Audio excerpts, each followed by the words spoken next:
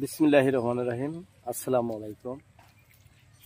Abdul farming live YouTube চ্যানেলের পক্ষ থেকে আপনাদের সবাইকে আন্তরিক শুভেচ্ছা ও ভালোবাসা জানাই। দর্শক, অনেকেই অনেক ধরনের কমেন্ট করেছেন ভিডিওতে। এক ভাই লিখেছেন,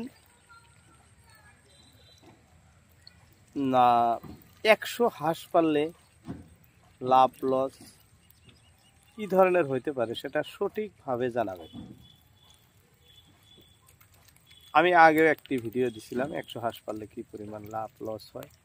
অবশ্যই সেই ভিডিওটি দেখার আপনাকে অনুরোধ জানাইতেছি। অবশ্যই দেখে নেবেন। 4-5 দিন আগে, লাগলে আমি ডিসক্রিপশনে লিঙ্ক লিখে দিব, সেখান থেকে দেখে নিন।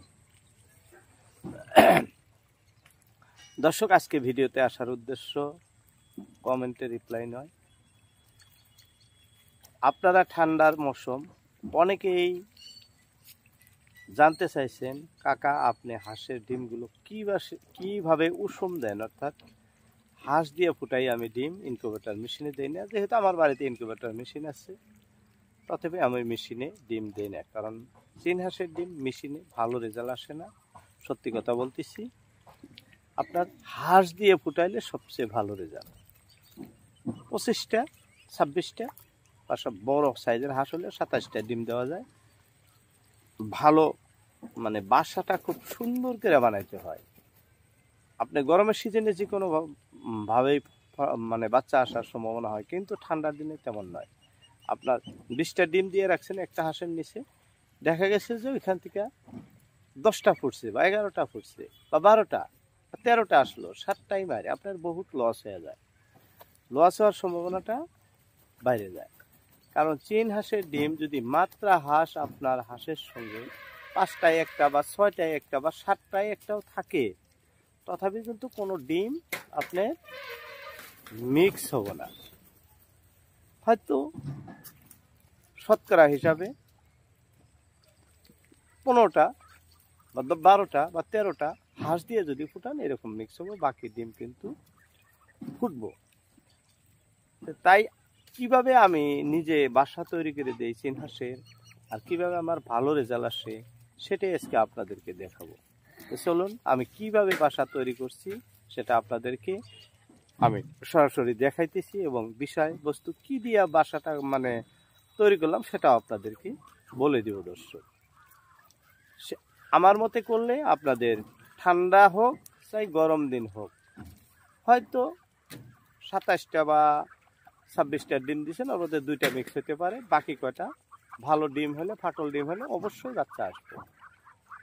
কোনো আর কি ধরনের বাসা দিলে আপনার ডিম বাচ্চাগুলা ফোটার সময়, অর্থাৎ বাচ্চা যখন ডিমগুলা যখন ফাটে বাচ্চাগুলা না মরে, হাঁসের পায়ের তলে পড়িয়া বা যে কোনোভাবে চেপা খাইয়া মরে না, তার কিবা পরিচর্যা আছে সেটাও আপনাদেরকে আজকের ভিডিওর মাধ্যমে বলে দিব।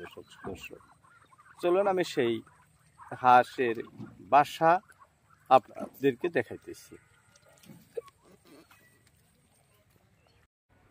দর্শক, এইখান দিয়ে আমি হাঁসের ট্রেগুলো বসায় দিছি ডিম দেওয়ার জন্য। আমি কিন্তু কোনো মাটির পাতিল ব্যবহার করিনি।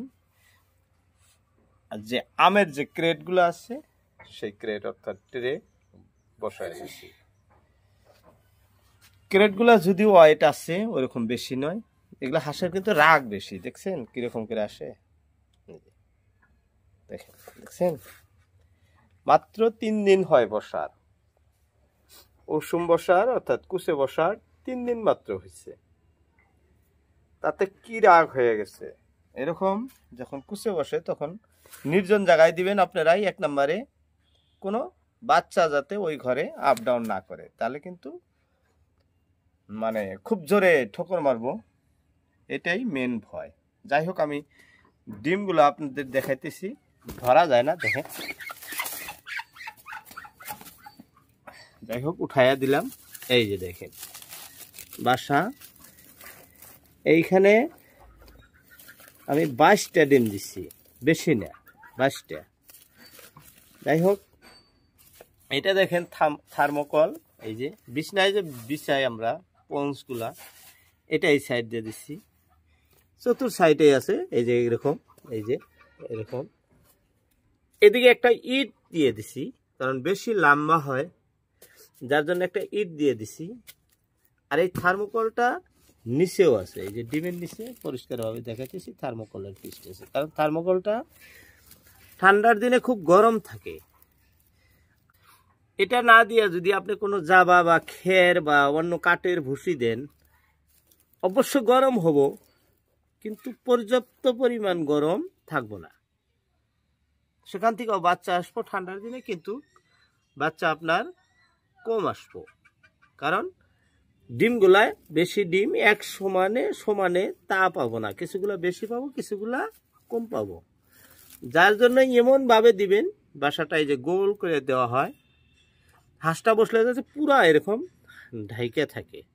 এটাই হলো মেন রহস্য। আর চতুর সাইড নিজের থেকেই এমনি গায়ে থেকে চীন হাঁসের তো লোমগুলা উঠে, যেগুলো উঠায় বাসা নিজেরাও তৈরি করতে পারে, কিন্তু এই পঞ্চটা ব্যবহার করলে আপনাদের সুফলে আসবো, কারণ এটা চতুর্পাশেই গরম থাকে।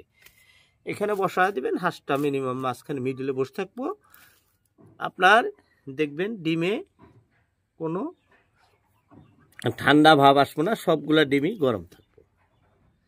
আর এই ইটাটা দেওয়ার কারণ যাতে এই ক্রেটটা লড়চড় করতে না পারে, কারণ ইটটা প্রায় 4 কেজির মতো হয়, যার জন্য দেওয়া হয়েছে। আরেকটি কথা বলতেছি,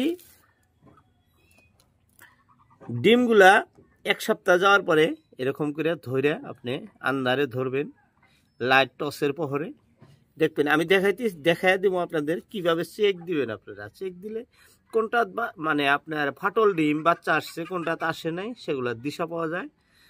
যারা ফার্মার অবশ্যই তারা বুঝেন, যারা আমাদের আগের মাউসাসি যারা আছেন ওনারাও দিশা পান যে কোন ডিমটায় বাচ্চা আসছে, কোন ডিমটায় আসে নাই। দেখেন আমি এখানে করতেছি, দেখেন হাঁসটার অবস্থা কিরকম ভাব করতেছে, দেখছেন? দেখেন মানে আমাকে মারবো, এই যে দেখেন, দেখছেন মারার জন্য কিরকম, দেখছেন? ওই জন্য চীন হাঁসের আশপাশ যাতে কোনো বাচ্চা মানুষ না আসে, কুচা বসার সময় নির্জন জায়গায় দিবেন, সবচেয়ে ভালো। যাই হোক বলছিলাম, আপনারা সবসময় বাসাটা গোল করে দিবেন ঠান্ডার দিনের জন্য, আর চতুর্দিকে পঞ্চ দিয়ে দিবেন, মাঝখানে কিছু খের, ধানের খের যেটা ওইটা দিবেন, ওইটা বেস্ট ভালো হয়। আমাদের ধানের খের নাই, যার জন্য আমরা অন্য কোনো কি দিছি। তার পরবর্তীতে আপেল আঙ্গুরের যে কার্টনের কাগজগুলা থাকে, পেপার কাগজ, সেগুলো ব্যবহার করতে পারেন, খুব সুন্দর ভালো।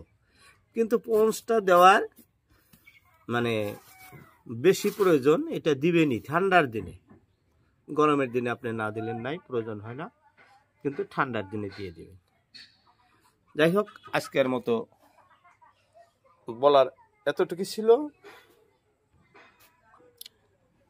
দেখা হয় অন্য কোনো ভিডিওতে। আজকের মতো ইতি টানছি। আপনাদের মূল্যবান সময় ভিডিওতে দেওয়ার জন্য সবাইকে অন্তরস্থল থেকে আবারও ধন্যবাদ জানাইতেছি। আসসালামু আলাইকুম।